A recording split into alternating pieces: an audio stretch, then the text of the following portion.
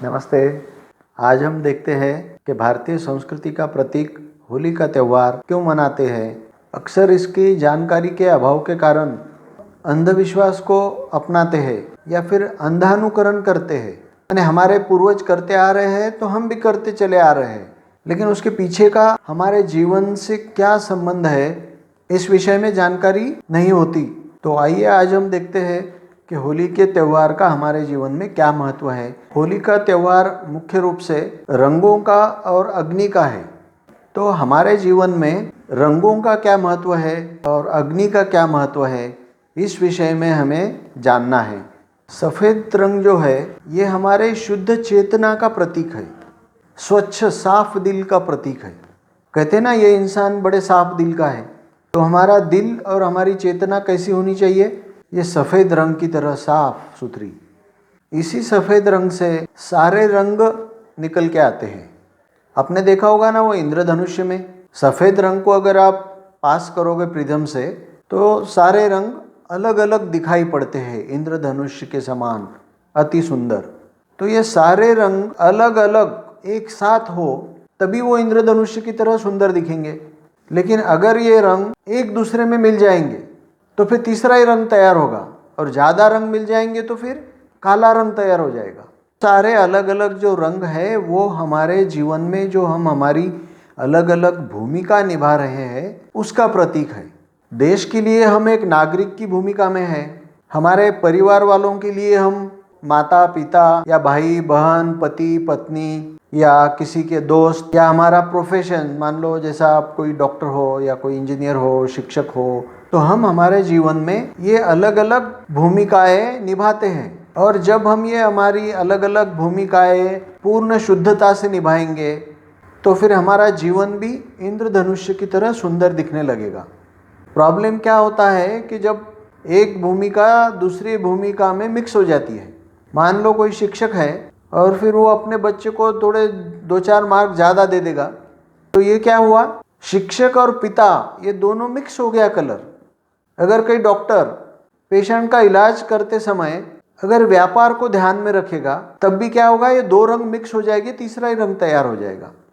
अगर कोई ऑफिसर या पुलिस घर में भी अगर परिवार वालों के साथ ऑफिसर के ही भूमिका में रहेगा या एक पुलिस वाले के ही भूमिका में रहेगा तो ये भी क्या हुआ? रंग मिक्स हो गया। जैसे कोई व्यापारी है, व्यापार के समय अगर वो उदार बन जाएगा तो वो ठीक नहीं होगा। व्यापार के समय उसे व्यापार ही करना चाहिए, और जब उदार बनना है तब खुले दिल से उदार बन के दान धर्म कर सकता है। लेकिन अपने ग्राहक के साथ अगर वो उदारता में उतर जाएगा तो 1200 का 1000 कर लेगा। तो इसी बात का याद दिलाने के लिए ये रंगों का त्यौहार हम मनाते हैं कि ये सारे रंग हमारे जीवन के अलग अलग दिखने चाहिए स्वतंत्रता से, कोई उसमें मिक्स नहीं होना चाहिए एक दूसरे में। देखो, ये सारे रंग सफ़ेद रंग से निकलते हैं, और अगर ये सारे रंगों को मिक्स कर दे तो काला बन जाता है। तो ये रंगों को मिक्स नहीं करना है, हमारी भूमिका शुद्ध रूप से हमको निभानी है। माने हमको वर्तमान क्षण में रहना है। अगर वर्तमान में आप जो भी हो या जो भी कार्य कर रहे हो उसे शुद्ध रूप से करें, उसे किसी लालच में आकर दूसरे के साथ मिक्स न करें या किसी के साथ भेदभाव न करें। यही बात को याद दिलाने के लिए हम ये रंगों का त्यौहार होली को मनाते हैं। तो जो भी पात्र हम निर्वाहन कर रहे हैं तो उसे पूर्ण रूप से निभाएं और अपना जीवन रंग बिरंगी कर दे, ना कि काला। इसका रामायण काल का एक मैं आपको उदाहरण देता हूँ कि श्री राम ने जब लंका पर चढ़ाई करना था तो उन्होंने रामेश्वरम की स्थापना करनी थी। शिवलिंग की स्थापना का पौरोहित्य करने के लिए रावण को निमंत्रण दिया था। पौरोहित्य माने पुरों का हित चाहने वाले, समाज का हित चाहने वाले। तो वो जमाने में अगर आपको किसी का निमंत्रण आ गया पौरोहित्य का तो आप उसे नकार नहीं सकते थे। तो रावण ने भी उसे नहीं नकारा। मजे की बात यह है कि किसी भी पूजा में पति पत्नी दोनों का साथ होना जरूरी है। तो रावण ने जब राम को बताया पत्नी के बगैर तो पूजा हो ही नहीं सकती, तो राम जी ने कहा कि आप मेरे पुरोहित हो, इसकी व्यवस्था भी आप ही को करना पड़ेगी। तो रावण ने भी माना, सीता को लेकर आए पूजा में।